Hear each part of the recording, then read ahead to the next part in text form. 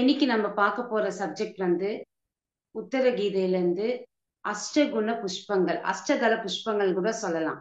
So Krishna பகவான் வந்து இன்னும் நமக்கு நிறைய அர்த்தங்கள் புரிய வைக்கணும்ட்டு நம்மளுடைய குணங்கள் மாத்திக்கணும், என்ன மாதிரி குணங்கள் வந்து கடவுளுக்கு வந்து நம்ம வந்து சமர்ப்பிக்கணும்ன்றதுக்காக இந்த ஒரு அஷ்டகுண புஷ்பங்கள்ன்றது நமக்கு வந்து ஒரு கான்செப்டா நமக்கு கொடுத்திருக்காங்க பத்ரிஜி. அதை பார்த்து இன்னைக்கு வந்து நம்ம தெரிஞ்சுக்கலாம். சோ இந்த சிருஷ்டியில பாத்தீங்கன்னா எல்லாமே வந்து அந்த கடவுளுடைய அமைப்பு, கிரியேஷன் தான். சோ எது எடுத்தாலும், ஒரு பொருட்கள் எடுத்தாலும், ஒரு நேச்சர்ல நம்ம வந்து செடிகள் ஆகட்டும், மலைகள் ஆகட்டும், ஒரு பறவைகள், நம்மள வந்து கடவுள்கிட்ட இருந்து தான் நம்ம வந்திருக்கோம். எல்லாமே இந்த சிருஷ்டில அந்த கடவுள் என்றவர் படிச்சிருக்காரு. அந்த மாதிரி படிச்சதுதான் இந்த செடிகள். செடிகள்ல இருந்து நம்ம வந்து பூக்கள் வந்து பறிச்சுட்டு கடவுளுக்கு வந்து நம்ம பூஜைகளுக்கு நம்ம யூஸ் பண்றோம். சோ இங்க என்ன சொல்றாருன்னா, கடவுள் வந்து நான் வந்து சிருஷ்டி பண்ணா இந்த இயற்கையில கிடைக்கிற அந்த பூக்கள் எனக்கு வந்து சமர்ப்பிக்காதீங்க. ஏன்னா கடவுள் படிச்சதை நம்ம மறுபடியும் அது வந்து கொண்டு போயிட்டு கடவுளுக்கே நம்ம சமர்ப்பிக்கிறோம். இது எனக்கு தேவை கிடையாது. உங்களுடைய குணங்கள், தேவையில்லாத குணங்கள் எனக்கு வந்து சமர்ப்பீங்க. உங்களுடைய குணங்கள் மாத்திக்கோங்க, அதுதான் எனக்கு நீங்க கொடுக்கற வேண்டிய ஒரு புஷ்பமா எனக்கு வந்து சமர்ப்பிக்கணும்னு சொல்லி சொல்றாரு கிருஷ்ணர் வந்து. சோ இங்க வந்து அஷ்ட குண புஷ்பங்கள், அஷ்டதள புஷ்பங்கள்ன்றது குணங்கள்ல நம்மளுடைய தேவையற்ற குணங்களை நம்ம கடவுளுக்கு கொடுக்கணும். நம்மளுடைய அரிஷட் வர்க்கங்கள் ஆகட்டும், என்ன மாதிரி நம்ம வந்து தேவையில்லாதது இருக்கோ அதெல்லாமே நம்ம மாத்திக்கும் போது அதுதான் கடவுளுக்கு உண்மையான நம்ம செய்யற ஒரு சேவையா நமக்கு போய் நம்ம கொடுக்கறதுன்றது அதுக்கு வந்து நம்ம மீனிங். சோ இங்க வந்து பாத்தீங்கன்னா அஷ்டம்னா எட்டு, எட்டு விதமான குணங்கள் பத்தி சொல்றாரு. அது நம்ம வந்து சமர்ப்பணம் பண்ணணும் கடவுளுக்குன்ட்டு. ஃபர்ஸ்ட் வந்து அஹிம்சா பிரதமா புஷ்பம் அப்படின்னா அஹிம்சையோட இருக்கிறது ஃபர்ஸ்ட் புஷ்பமா நம்ம வந்து அது சமர்ப்பிக்கணும். ரெண்டாவது வந்து புஷ்ப இந்திரிய நிகிரகம், இந்திரியங்களை வந்து கட்டுப்பட்டு நம்ம வந்து நம்மளுடைய வாழ்க்கையில எப்ப தேவையோ அப்போ மட்டும்தான் அது வந்து நம்மளுடைய இந்திரியங்களை நம்ம யூஸ் பண்ணணும். அந்த ஒரு நிலைக்கு நம்ம வரும்போது அந்த பூக்கள் நம்ம வந்து கடவுளுக்கு சமர்ப்பிக்கணும். மூணாவது வந்து சர்வபூத தயா புஷ்பம், எல்லா ஜீவிகளும் மேலேயும் நமக்கு வந்து ஒரு தயா தாட்சிணியம்ன்றது இருக்கணும். அந்த நிலையில நம்ம வந்து இருக்கணும், அதுதான் கடவுள் கேட்கறது. நாலாவது சாந்த புஷ்பம், எப்பவுமே நம்ம வந்து மனம்ன்றது சாந்தி நிலையில இருக்கணும். இந்த உலகத்துல நம்ம வாழும்போது எல்லாருக்கூடயும் நம்ம சாந்தமா பழகணும், அது வந்து கடவுளுக்கு நம்ம சமர்ப்பிக்கணும். அதுக்கப்புறமா பாத்தீங்கன்னா க்ஷமா புஷ்பம் அப்படின்னா ஃபர்கெட் அண்ட் ஃபர்கிவ் சொல்றோம் இல்லையா, அந்த ஒரு தன்மைக்கு நம்ம வந்து அந்த குணத்தோட நம்ம இருக்கும்போது அதுதான் நம்ம கடவுளுக்கு செய்ய வேண்டிய ஒரு கொடுக்க வேண்டிய ஒரு கிஃப்ட். அதுக்கப்புறமா தபஸ், தபஸ்ன்றது நம்ம சாதனை மூலமா நம்ம வந்து கொடுக்கணும், தியானம். அதுக்கப்புறமா லாஸ்ட் வந்து சத்தியம், சத்தியத்தோட இருக்கணும். இந்த 8 விதமான குணங்கள் நம்ம உள்ளுக்குள்ள இருந்து நம்ம மாற்றம் வரும்போது அது நமக்கு கடவுளுக்கு சமர்ப்பிக்கணும் சொல்லி நமக்கு இந்த கான்செப்ட் கொடுக்குறாங்க. ஃபர்ஸ்ட் வந்து பாத்தீங்கன்னா அஹிம்சா பரமோ தர்மஹா, அஹிம்சா பிரதமா புஷ்பம். இங்க வந்து அஹிம்சா தான் வந்து ஃபர்ஸ்ட். நம்ம வந்து பத்ரிஜி கூட என்ன சொல்றாங்க, நீங்க தியானம் பண்ணலனாலும் பரவாயில்ல, நீங்க இம்சை பண்ணாம அஹிம்சையோட இருங்க. ஏன்னா நல்லது பண்ணலனாலும் கெட்டதுன்றது நம்ம வாழ்க்கையில பண்ணக்கூடாது, அதுதான் ஃபர்ஸ்ட் தர்மம். அதுதான் நம்ம தெரிஞ்சுக்க வேணும். இங்க வந்து நமக்கு பத்ரிஜியோட கான்செப்ட் நவ தர்மங்கள்ல கூட பாத்தீங்கன்னா வந்து தான தர்மம், மித்ர தர்மம், கருணா தர்மம், சாந்த தர்மம், ஆரோக்கிய தர்மம், சுவாத்தியாய தர்மம், வினய தர்மம், தான தர்மம், அதுக்கப்புறமா அஹிம்ச தர்மம். இதுல 9 விதமான தர்மங்கள்ல ஃபர்ஸ்ட் பாத்தீங்கன்னா அஹிம்சோ பரமோ தர்மஹா, அஹிம்ச தர்மத்தோட தான் நம்ம இருக்கணும். அதுதான் வந்து நமக்கு வந்து கடவுளுக்கு கொடுக்குற ஒரு சமர்ப்பணம், அந்த ஒரு குணத்தோட நம்ம இருக்கணும். ஆனா நம்ம என்ன பண்றோம், இந்த ஜீவிகளை கொண்டு நம்ம வந்து ஒரு உணவா வந்து சாப்பிடுறோம். அது நம்ம பண்ணவே கூடாது, அது தர்மம் கிடையாது. சோ இங்க நான் வெஜிடேரியன் சாப்பிடுறது, அதுக்கப்புறமா வந்து நிறைய அக்சசரிஸ்க்கு வந்து யூஸ் பண்றது. இப்ப வந்து நிறைய அனிமல்ஸோட தோள்களோட ஒரு பர்ஸ் பண்றது, பேக்ஸ் பண்றது, ஷூஸ் பண்றது, பெல்ட் பண்றது, இது நிறைய விஷயங்களுக்கு யூஸ் பண்றோம் லெதர் பேக்ஸ்ன்ட்டு. சோ அது கூட வந்து அதோட தோல்ல இருந்துதான் நமக்கு வந்து பியூர் லெதர்ல நமக்கு கிடைக்குது. அது கூட நம்ம யூஸ் பண்ணக்கூடாது. எந்த ஜீவியில இருந்து நம்ம வந்து நம்ம கொல்லலைனாலும் அதை நம்ம வாங்குறதுனால தானே அந்த மாதிரி பொருட்கள் தயார பண்ணிட்டு சேல்ஸ் பண்றாங்க. நம்ம வாங்கலைன்னா அது அந்த ஒரு ஜீவிக்கு அந்த ஒரு வலி வேதனைன்றது இருக்கவே இருக்காது. அதனால அந்த மாதிரி பொருட்களையும் நம்ம வந்து யூஸ் பண்ணக்கூடாது. அதுக்கப்புறமா வந்து நம்ம வந்து சில்க் வார்ம்ஸ் வந்து அதுக்கும் வந்து நம்ம வந்து இம்சை பண்றோம். ஏன்னா பட்டு புடவைகள் நம்ம வந்து கட்டுறோம். அது கூட இதுக்கு முன்னாடி நம்ம தியானத்துக்கு வர்றதுக்கு முன்னாடி நம்ம கட்டிட்டு தான் இருந்தோம். பெண்கள்னாலே வந்து அந்த பட்டு புடவைன்றது வந்து எல்லாருக்குமே ஒரு விருப்பம் தான். ஆனா முன் முன் காலத்துல பாத்தீங்கன்னா அது தானா வந்து ஃபார்ம் ஆனதுக்கு அப்புறமா அந்த நூல் எடுத்துட்டு நேர்ப்பாங்க பட்டு புடவைகள்னா. இப்ப வந்து ஃபோர்ஸா வந்து அந்த சுத்தணில போட்டு அதுல கடிக்கிற அந்த நூல்ல வச்சு செய்யறாங்க. அது வந்து நம்ம பாக்குறதுக்கு நல்லா இருக்கும். ஆனா அது எதுல இருந்து வந்து தனக்காக அதை ஃபார்ம் பண்ணுது அந்த பட்டு நூலோட அதோட ஹர்ட் மாதிரி. ஆனா நம்ம என்ன பண்றோம், நம்ம ஒரு சுகத்துக்காக நம்ம அந்த பட்டு நேக்கிற அந்த புடவைகள் துணிகள் என்ன இருக்கோ அதெல்லாம் நம்ம வாங்கி யூஸ் பண்றோம். அது கூட வந்து இம்சைதான். அது கூட நம்ம வந்து தவிர்க்கணும். அதெல்லாமே வந்து நம்ம யூஸ் பண்ணக்கூடாது. அதுக்கப்புறமா தேன் தேன் சாப்பிடுறோம். உடலுக்கு வந்து ஜெனரலா பிசிக்கலா பாத்தீங்கன்னா நல்லதுதான். ஆனா அதுவும் தனக்காக வந்து அந்த தேன் கூடு வந்து வைக்குது. நம்ம அதை வந்து டிஸ்டர்ப் பண்ணிட்டு அதுல கடிக்கிற அந்த ஒரு சுவைக்காக நம்ம சாப்பிடுறோம். அது எல்லாமே இம்சையோட ஒரு கணக்கு தான். அது எல்லாமே நம்ம தவிர்க்கணும். இயற்கை நமக்கு என்ன கொடுக்குதோ அது வந்து நம்ம அக்செப்ட் பண்ணிட்டு அது நம்ம ஒரு ஆகாரமா எடுத்துக்கிட்டு நமக்கு வாழ்றதுக்கு சக்தி கொடுக்குது. அதோட நமக்கு தியானம் பண்றது கொடுக்குது. சோ எப்ப வந்து இந்த இயற்கைக்கு விருத்தமா ஆப்போசிட்டா இதெல்லாம் நம்ம பண்றோமோ அப்ப இந்த ஒரு நேச்சர் கூட இம்பேலன்ஸா தான் இருக்கும்.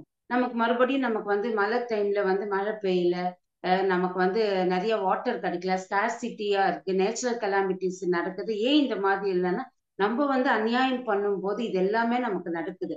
அதனால எங்கெங்க நம்ம கரெக்ஷன் பண்ணிக்கணும், எந்த ஒரு குணத்தை நம்ம மாத்திக்கணும்ன்றது நம்ம முக்கியமா நம்ம பார்க்க வேண்டிய விஷயம். இன்னும் பாத்தீங்கன்னா வந்து நமக்கு வந்து தெரியுது இந்த தியானத்துக்கு வந்ததுக்கு அப்புறமா வந்து வெஜிடேரியனா இருக்கணும், எந்த ஒரு ஜீவிக்கு நம்ம வந்து துன்பம் கொடுக்க கூடாதுன்ட்டு. ஆனா சில டைம்ல சில என்ன பண்றாங்கன்னா இந்த ஒரு சொசைட்டி மாயையால நம்ம வாழ்றதுனால வந்து பசங்களுக்கு வந்து சொல்லி கொடுப்போம். இல்ல இப்ப வந்து இருக்கிற ட்ரெண்ட் வந்து நான் வெஜிடேரியன் சாப்பிடுறதுதான். ஃப்ரெண்ட்ஸோட போனா வந்து அது ஒரு ஐஃபையா இருக்கும், சாப்பிடலன்னா தான் ஒரு மாதிரியா பார்ப்பாங்கன்ட்டு பேரண்ட்ஸே வந்து பசங்களுக்கு வந்து அந்த மாதிரி மோட்டிவேஷன்ல கொண்டு போறாங்க. அதெல்லாம் கூட வந்து செய்யக்கூடாது. சத்தியம்னா சத்தியம்தான்.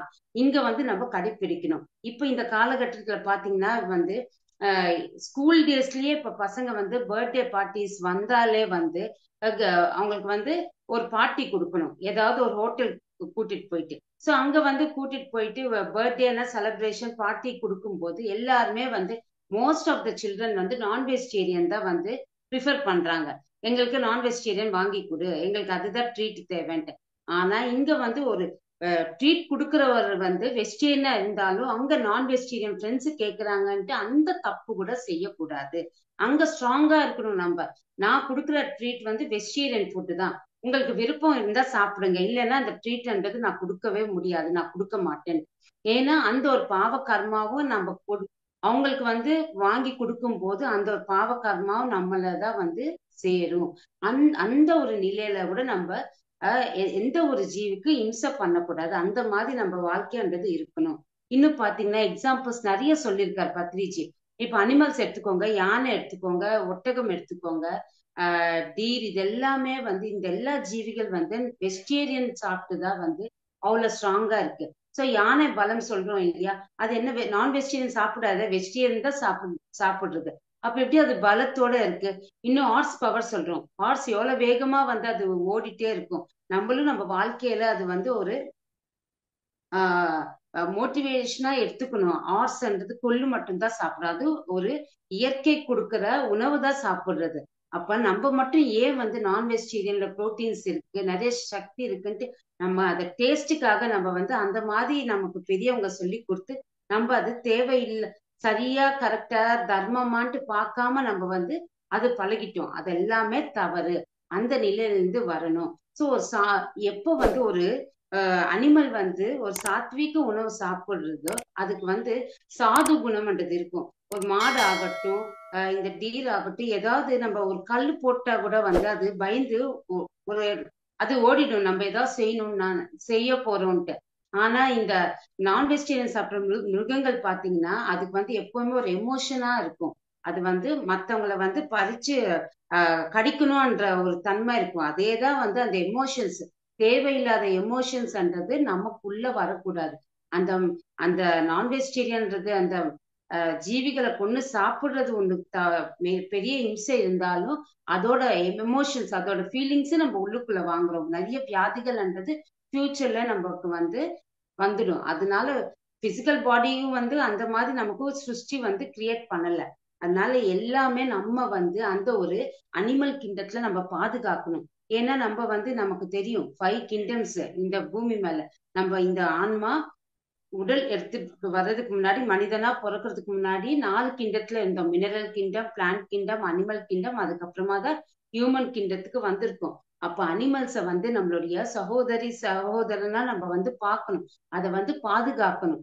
ஏன்னா அந்த ஒரு நிலையில இருந்துதான் இப்ப மனித ராஜ்யத்துக்கு நம்ம வந்திருக்கோம். அதனால வந்து அதுவும் தன்னோட வளர்ச்சிக்கு நம்ம தடையா இருக்காம எப்ப இருந்தோமோ அதோட இருக்க ஜன்மாக்கள் முடிஞ்ச உடனே அது மனிதனா பிறக்கிறதுக்கு அதுக்கு வந்து நம்ம வழிகாட்டியா இருக்கணும். இதுதான் அஹிம்சையோட நம்ம இருக்கிறது. அஹிம்சா பிரதமா புஷ்பம். இந்த ஒரு நிலையில இந்த ஒரு குணத்தோட நீங்க இருங்க, அதுதான் எனக்கு தேவை. சோ நீங்க வந்து இயற்கையில கிடைக்கிற அந்த பூக்கள் கொண்டு வந்து எனக்கு வந்து ஆஹ் சமர்ப்பிச்சுட்டு நீங்க வந்து எனக்கு எந்த ஒரு பூஜைகள் பண்ண தேவை கிடையாது. இந்த அஹிம்சையோட இருந்தாலே எனக்கு வந்து நிறைய நல்லது பண்ணதுக்கு சமானம் சொல்லி ஃபர்ஸ்ட் புஷ்பமா வந்து அஹிம்சா பிரதம புஷ்பம்ன்றது நம்மள சமர்ப்பிக்க சொல்றாரு. ரெண்டாவது பாத்தீங்கன்னா இந்திரிய நிகிரகம். புஷ்பம் இந்திரிய நிகிரகம். சோ இந்திரியங்கள் பாத்தீங்கன்னா பகிரேந்திரியங்கள், அந்தரேந்திரியங்கள், 2 விதமான இந்திரியங்கள் இருக்கு. சோ பகிரேந்திரியங்கள் வந்து பதஞ்சலி மகர்ஷி என்ன சொல்லியிருக்காங்க, இதுதான் வந்து தமம்னு சொல்லியிருக்காங்க.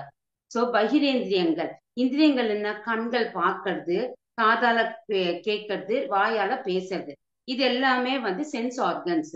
சோ இத வந்து நம்ம எப்படி யூஸ் பண்ணணும்ன்றது எக்ஸாம்பிள் டாட்டாய்ஸ் எக்ஸாம்பிள் சொல்றாங்க. அந்த டாட்டாய்ஸ் பாத்தீங்கன்னா அதோட இந்திரியங்களை எப்ப தேவையோ அப்பதான் வந்து வெளியில கொண்டு வந்து அது வந்து யூஸ் பண்ணிக்குமா. மத்த நேரத்துல அது வந்து உள்ளுக்குள்ள போயிட்டு அந்த ஷெல்குள்ளேயே வந்து உள்ளேயே இருக்கும். அதே மாதிரி நம்ம வந்து தேவையில்லாத விஷயங்கள் பார்க்கறதோ பேசுறதோ கேட்கறதோ கூடாது. அப்படின்னா நமக்கு துக்கம்ன்றது நமக்கு கிடைக்கும்னு சொல்லி சொல்றாங்க. சோ என்ன இன்னும் மலையாள சுவாமி என்ன சொல்றாங்கன்னா, கண்கள் போற இடத்துக்கு மனம் போகக்கூடாது, மனம் போற இடத்துக்கு மனிதன் போகக்கூடாதுன்னு சொல்றாங்க. அப்படின்னா வந்து நம்ம வந்து கண்கள் ஏதாவது ஒண்ணு வந்து பாக்குது, பார்த்த உடனே மனசு என்ன தோணும், அது வந்து எனக்கு தேவைன்ற யோசனை, அந்த ஒரு நினைப்பு வரும். சோ அது தேவைன்னு நினைக்கும் போது அது கிட்ட போயிட்டு நம்ம வந்து வாங்குறோம். தேவையா தேவையில்லையான்றது யோசிக்க கிடையாது. அந்த அது வாங்குறதுக்கு வந்து பணம் காசு இருந்தா பரவாயில்ல. சப்போஸ் அந்த பணம் இல்லை நம்ம கிட்டன்னா மறுபடியும் அது துக்கம் தான் நமக்கு கொடுக்கும். அதனால இங்க வந்து நம்மளுடைய இந்திரியங்கள் பகிரேந்திரியங்களை வந்து எப்ப தேவையோ அப்ப மட்டும்தான் யூஸ் பண்ணணும். மற்ற நேரத்துல நம்ம வந்து அதுக்கு வந்து நம்ம வந்து உள்ளுக்குள்ளேயே நம்ம வந்து தேவையில்லாததை பார்க்காம கேட்காம பேசாம இருக்கணும். இன்னும் ஒரு எக்ஸாம்பிள் வந்து நம்ம தெரிஞ்சுக்கலாம். இப்ப நம்ம வந்து நம்ம வந்து சைக்கிள் இருக்கு, சைக்கிள் ஓட்டிட்டு நம்ம வெளியில போறோம். அப்ப வந்து நம்ம ஆஹ் தனியா சைக்கிள் இல்லாத மனிதன் நடந்து போறவங்களை பார்த்து நம்ம வந்து திருப்தி அடையணுமா. ஐயோ எனக்கு ஸ்கூட்டர் இல்லைன்ட்டு நம்ம நினைக்க கூடாது. அதுவே ஸ்கூட்டர்ல போற ஆள் வந்து சைக்கிள்ல போற ஆள் பார்த்துட்டு இதுக்கு விட பெட்டர் எனக்கு ஸ்கூட்டர் கிடைச்சிருக்குன்ட்டு நினைக்கணும். எனக்கு நான் 4 வீலர்ஸ் கார் இல்லைன்ட்டு நம்ம நினைக்க கூடாது. அப்படின்னா நம்ம பி பிரசன்ட்ல எது கிடைக்குதோ அதோட சந்தோஷத்தோட நம்ம வந்து வாழணும். நமக்கு ஃபியூச்சர்ல கிடைக்கலாம், என்ன தேவையோ அது கண்டிப்பா கிடைக்கும். அதற்காக இப்ப இருக்கிற சந்தோஷத்தை நம்ம விட்டுட்டு நமக்கு கிடைக்காத விஷயங்களை பத்தி தேடும் போது துக்கம் தான் நமக்கு வந்து மிஞ்சும். அதனால நமக்கு என்ன வாழ்க்கையில கிடைச்சாலும் அது அக்செப்டன்ஸ்ன்றது ஏத்துக்கிட்டு அதோட நம்ம சந்தோஷமா வாழ்றதுன்றதுதான் நமக்கு முக்கியமானது. இதுதான் வந்து இந்திரியங்களை பத்தி சொல்றாங்க.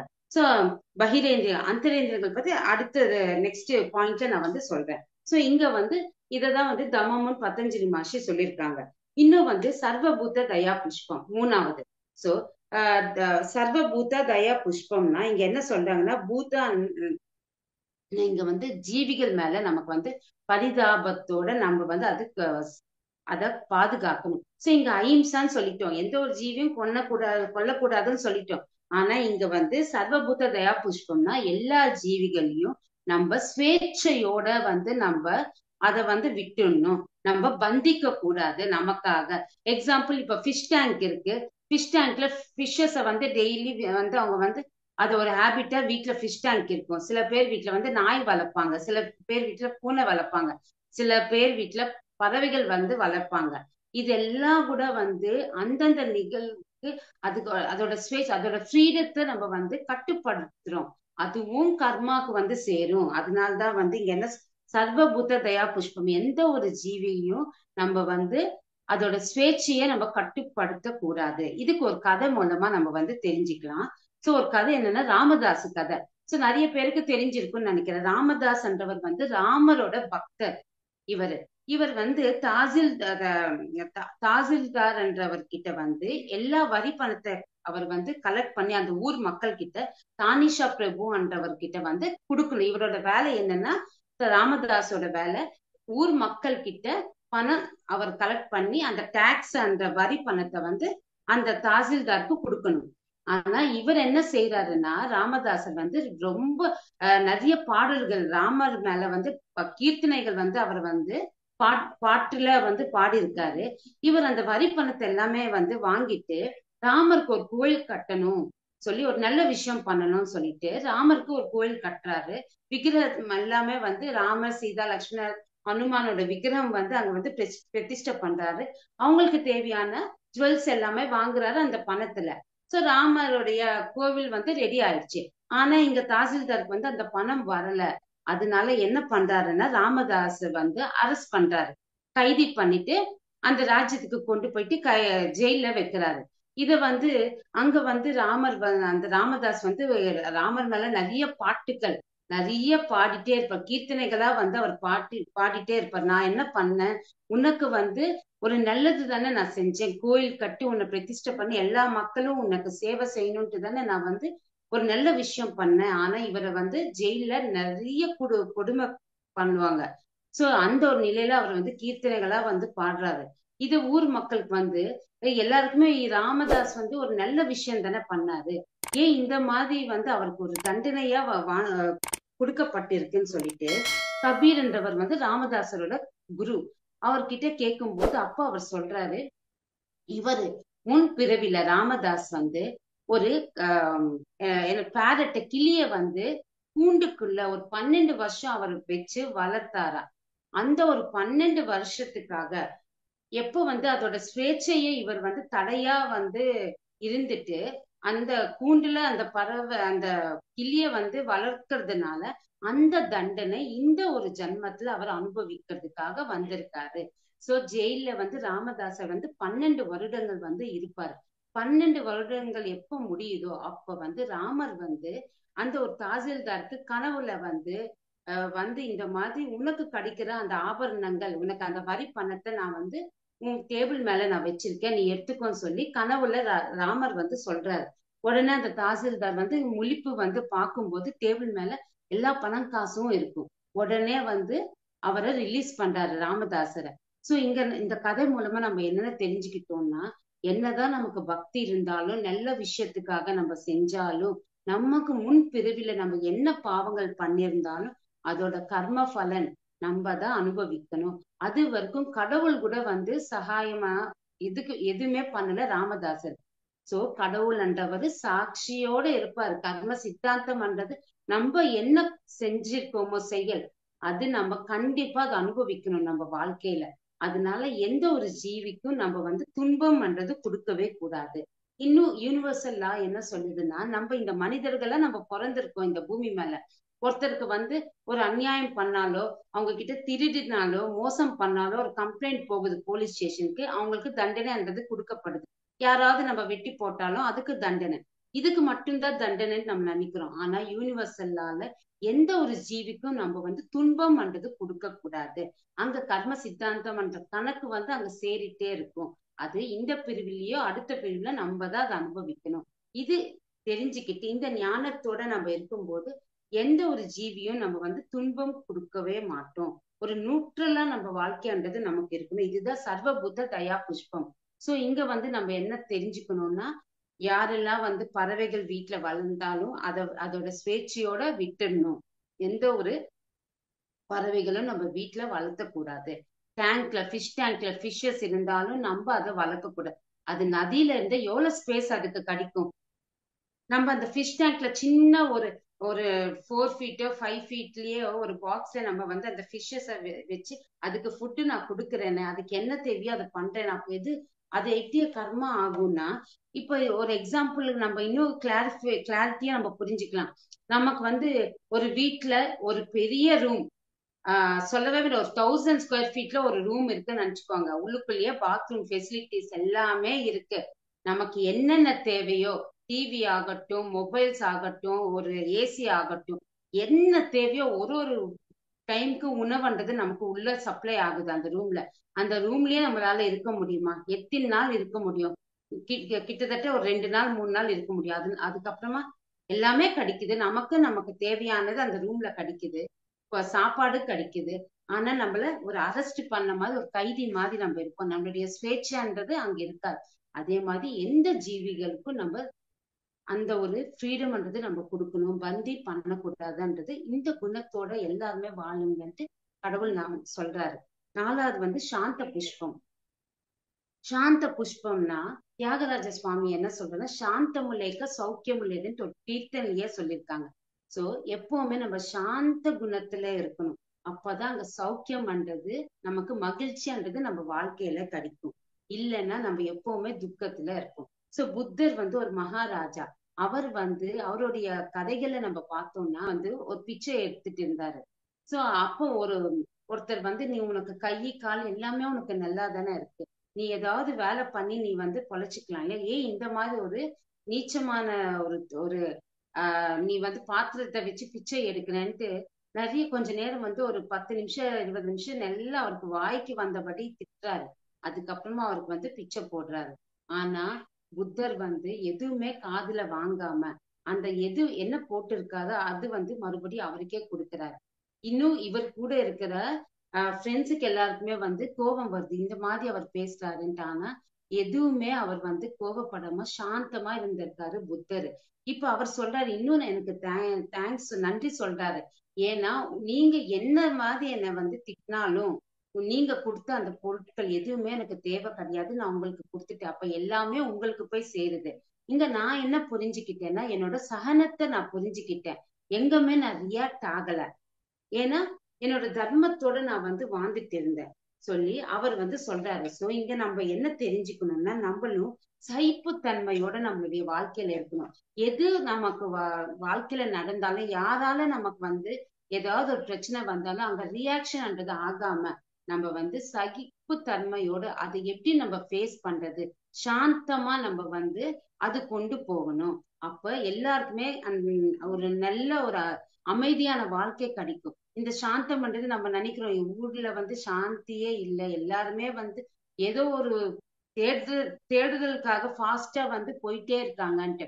ஆனா இந்த சாந்த குணம்ன்றது நம்ம கிட்ட இருந்து ஸ்டார்ட் ஆனா நம்ம வீட்டுல அது வந்து பிராக்டிஸ்க்கு வரும். நம்ம வீட்டுல சாந்தமா இருந்தா பக்கத்து வீட்டுல வந்து அது போய் சேரும். அந்த பக்கத்து வீட்டுல அது போய் சேரும்போது அந்த தெருவு, அதுக்கப்புறமா அந்த ஊரு, அந்த நாடு, கொஞ்சம் கொஞ்சமா இந்த சாந்தம்ன்றது எல்லாருக்குமே போய் சேரும். அதனால எதுக்குமே நம்ம ரியாக்ட் ஆகக்கூடாது. சாந்தமா இருக்கிறது தான் நம்ம ஃபர்ஸ்ட் நம்ம தெரிஞ்சுக்கணும். சோ இந்த குணத்தை நீ எனக்கு சமர்ப்பின்ட்டு கடவுள் வந்து கேட்கிறாரு. சாந்தமா நம்ம இருக்கணும்ட்டு. 5வது பாத்தீங்கன்னா க்ஷமா புஷ்பம். சோ க்ஷமானா ஃபர்கிவ்னஸ், நம்ம வந்து மன்னிக்கிறது. சோ இங்க என்ன தெரிஞ்சுக்கிறோம்னா, நம்ம வந்து வாழ்க்கையில இந்த சொசைட்டில வாழ்றோம். வீட்ல இருந்து வேலைக்கு போறோம், வெளியில மக்களை பாக்குறோம், நிறைய சுச்சுவேஷன்ஸ் வந்து நம்ம ஃபேஸ் பண்றோம். யாராவது ஒருத்தர் வந்து தப்பு பண்ணா, நமக்கு ஏதாவது வந்து துன்பம் கொடுத்தா நம்ம மன்னிக்கவே மாட்டோம். அவங்க இப்படி செஞ்சுட்டாங்க, அப்படி செஞ்சுட்டாங்க, என்னை பத்தி தெரிஞ்சாலும் என் கூட நல்லபடியா இருந்தாலும் இந்த மாதிரி பண்ணாம இருந்திருக்கணும்ட்டு நம்மள ஹர்ட் பண்ணிட்டாங்கன்ட்டு அதுவே நம்ம நினைச்சிட்டே இருப்போம். ஆனா அவங்க தெரியாத தன்மையில சில டைம்ல செஞ்சிருப்பாங்க. அங்க நம்ம மறக்கணும், மன்னிக்கணும். அந்த குணத்தோட நம்ம இருக்கணும். ஏன்னா இங்க நம்ம வீட்டுல யாராவது நமக்கு ஒரு தப்பு பண்ணா வீட்டுல இருக்கிறவங்களை உடனே நம்ம மன்னிச்சுவோம். சரி, ஓகே, பரவாயில்ல, சாரி சொன்னாலும். ஏன் அப்ப வெளியில இருக்கிறவங்க ஏதாவது தப்பு பண்ணா சாரி கேட்டாலும் நம்ம மன்னிக்கிற குணம் நமக்கு கிடைக்கல?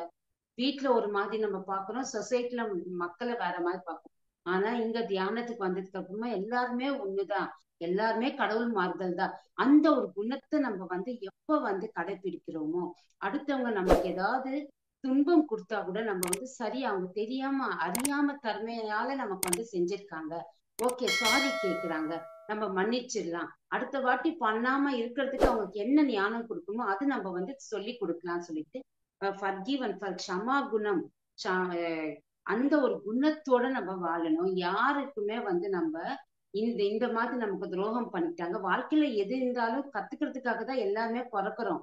எல்லாருமே கரெக்டா இருந்தா ஏன் இந்த பூமி மேல நம்ம உடல் எடுத்துக்கிட்டு வர்றோம்? வரவே மாட்டோமே. பாடங்கள் தேவை, லேர்னிங்ஸ் தேவை, ஞானம் தேவை, அதுக்காக தான் உடல் எடுத்துக்கிட்டு பூமி மேல பிறக்கிறோம். அப்ப தப்புன்றது சில டைம்ல நடக்கும். அத நம்ம மன்னிச்சுட்டு மறக்கணும். எப்ப அந்த ஒரு தன்மை இருக்கோ அந்த க்ஷமா குணம்ன்றது கடவுளுக்கு நம்ம கொடுக்கணும். அந்த ஒரு குணம் நமக்கு இருக்கான்றது நம்ம செக் பண்ணிக்கணும்னு சொல்றாங்க. ஆறாவது பாத்தீங்கன்னா தபஹா, தபஸ்னா சாதனை பண்றது. சோ இங்க புத்தர் என்ன சொல்றாரு, சம்சாரத்துல இருந்து நிர்வாணம். நம்ம வாழ்க்கையில எப்பவுமே ஒரு பேலன்ஸ் ஸ்டேட்டுக்கு கொண்டு போகணும். பிசிக்கல் லைஃப்லயும் ஸ்பிரிச்சுவல் லைஃப் சரி சமானமா நம்ம வாழ்க்கைன்றது நமக்கு இருக்கணும்.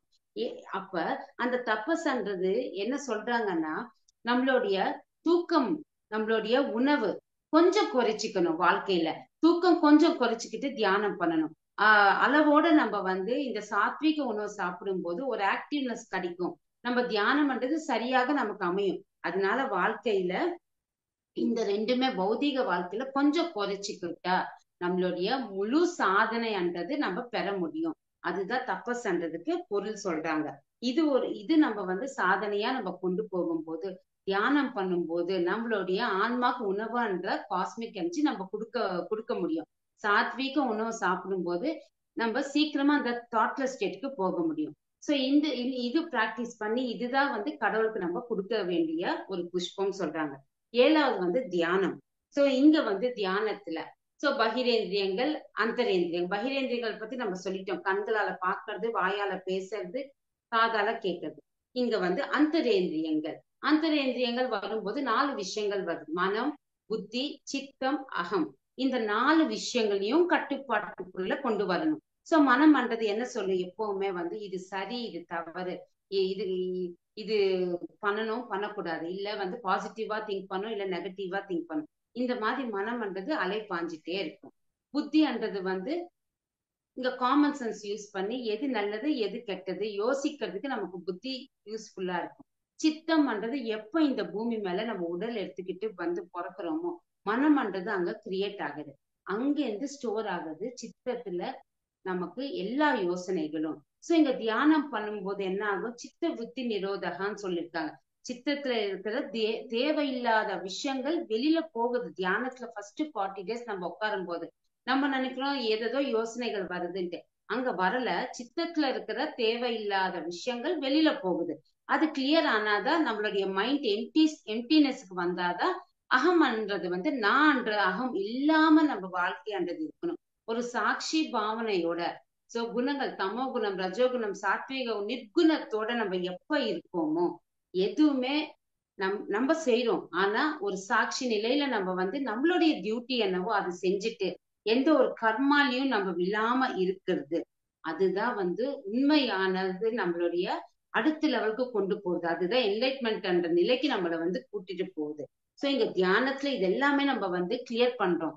சோ இங்க அகம்ன்றது நமக்கு இருக்கக்கூடாது, சித்தம்ன்றது கிளியர் ஆகும். புத்திய கூர்மையா நம்ம யூஸ் பண்றோம்.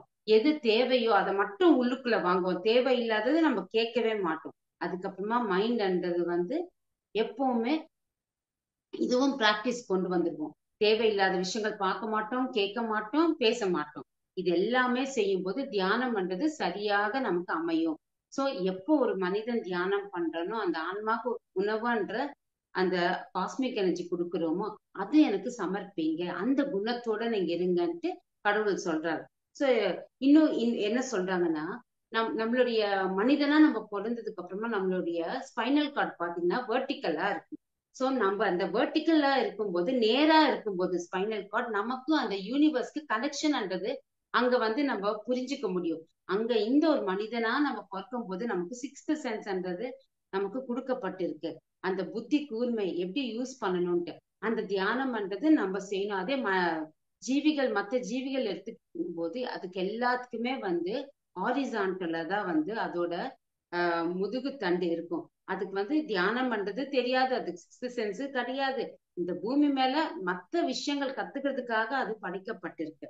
ஆனா நம்ம மனிதனா பிறக்கும்போது நமக்கு அந்த விசக்ஷனா ஞானம் பண்றது நமக்கு கொடுக்கப்பட்டிருக்கு. எது சரி எது தவறு அந்த யோசனைன்றது நமக்கு கொடுக்கப்பட்டிருக்கு.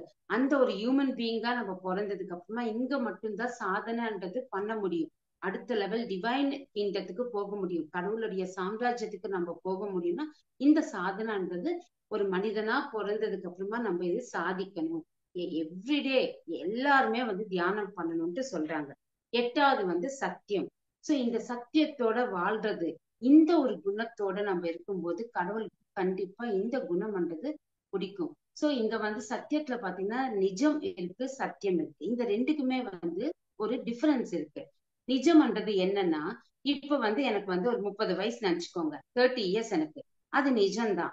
சோ 10 வருஷம் முன்னாடி எனக்கு வந்து 20 வயசு, இப்ப வந்து 30 அதுவும் நிஜம். 10 வருஷத்துக்கு முன்னாடி எனக்கு 20 இயர்ஸ்ன்றது நிஜம்தான், இப்பவும் நிஜம்தான். ஆனா காலம் மாறிக்கொண்டே இருக்கும்போது அதோட நிஜம்ன்றது மாறிட்டே இருக்கும். ஆனா சத்தியம்னா முன்னாடி எடுத்தாலும் பின்னாடி எடுத்தாலும் இந்த நிலையில இருந்தாலும் சத்தியம் சத்தியம் தான். இந்த ரெண்டுக்கு தான் வந்து டிஃபரன்ஸ்ன்றது நம்ம பார்க்கணும். சோ இந்த சத்தியத்தை பத்தி இன்னும் பத்திரிஜை என்ன சொல்றேன்னா 4 விதமான சத்தியங்கள் இருக்கு நமக்கு. தாத்காலிக சத்தியம் அப்படின்னா டெம்பரரி ட்ரூத், ஜீவித கால சத்தியம், லைஃப் டைம் ட்ரூத்ன்றது இருக்கு. அதுக்கப்புறமா யுகங்கள் யுக கால சத்தியம் மூணாவது. நாலாவது வந்து சாஸ்வத கால சத்தியம், இங்க வந்து பெர்மனன்ட் ட்ரூத் என்று சொல்றோம். இந்த 4 சத்தியங்கள்ன்றது நம்மளுடைய வாழ்க்கையில இருக்கு. ஃபர்ஸ்ட் வந்து தாத்காலிக சத்தியம்னா டெம்பரரி ட்ரூத். அப்படின்னா இப்ப வந்து என்னோட எதிரில வந்து ஒரு ஸ்வீட் இருக்கு, அது எனக்கு கண்ணுக்கு தெரியுது, அது வந்து சத்தியம்தான். அது வந்து இப்ப நான் சாப்பிட்டுடுறேன், சாப்பிட்டதுக்கு அப்புறமா அங்க ஸ்வீட் இருக்குமா? இருக்காது. இருக்கும்போது அது சத்தியத்தோட நம்ம கண்களால பாக்குறோம், எல்லாருமே பாக்குறோம். அது சாப்பிட்ட முடிஞ்சதுக்கு அப்புறமா அங்க சத்தியம்ன்றது அங்க இல்ல. இதுதான் தாத்காலிக சத்தியம், டெம்பரரி ட்ரூத் என்று சொல்ற. ஆயுஷ் பத்தி சொல்றாங்க.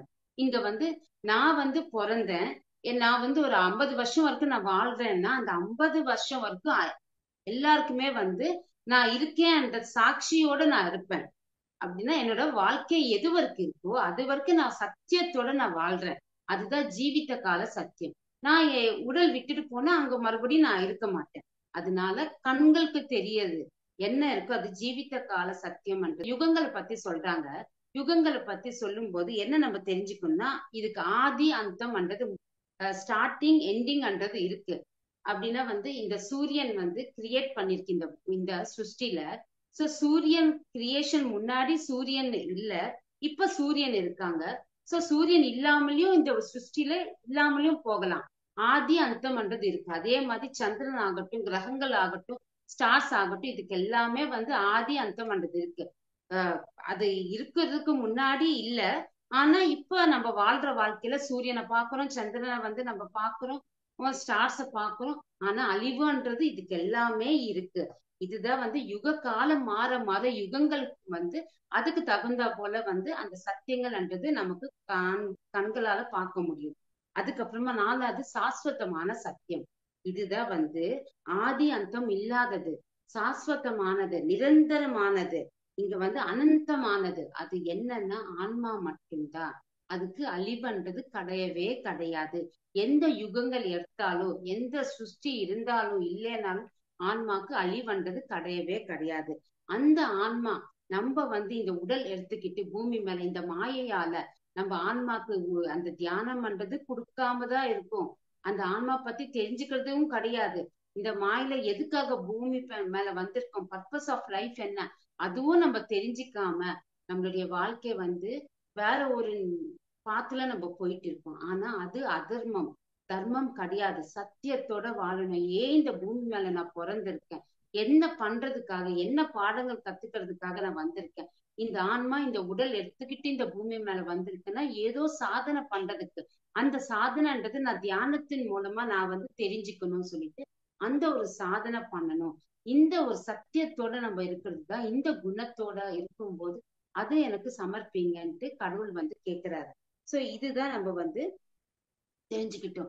எந்த ஒரு குணத்தோட இல்லாம நிர்குணத்தோட நம்ம இருந்துட்டு சாட்சி பாவனையோட இருந்துட்டு எவ்ரிடே தியானம் பண்ணிட்டு எந்த ஒரு இம்சையும் பண்ணாம சாந்தமா நம்மளுடைய வாழ்க்கையில இருந்துட்டு தியானம் பண்ணி நிறைய நேரம் தியானம் பண்ணி அந்த ஞானத்தை மத்தவங்களுக்கு நம்ம எல்லாருக்குமே ஸ்ப்ரெட் பண்ணிட்டு நம்மளுடைய யாரு என்ன நமக்கு துன்பம் கொடுத்தாலும் அங்க க்ஷமையோட ஃபர்கிவ் அண்ட் ஃபர்கெட்னஸோட இருக்கும்போது அந்த ஒரு தூய்மையான ஒரு ஆன்மா இருக்கும்போது அவங்களதான் கடவுள் நேசிக்கிறாரு. அவங்கதான் கடவுள் தன்மையில இருப்பாங்க. அப்ப எந்த ஒரு நிமிடமும் நம்ம இந்த உயிர் விட்டுட்டு போனாலும் அந்த நிலைதான் முக்தி நிலை. அதுதான் மோட்ச நிலைன்றது சொல்றாரு கடவுள். சோ இந்த குணங்கள், இந்த 8 விதமான குணங்கள் எனக்கு சமர்ப்பீங்கன்னு சொல்லி சொல்றாரு. சோ இதுதான் உத்தர கீதையில கிருஷ்ணர் சொல்லியிருக்காரு.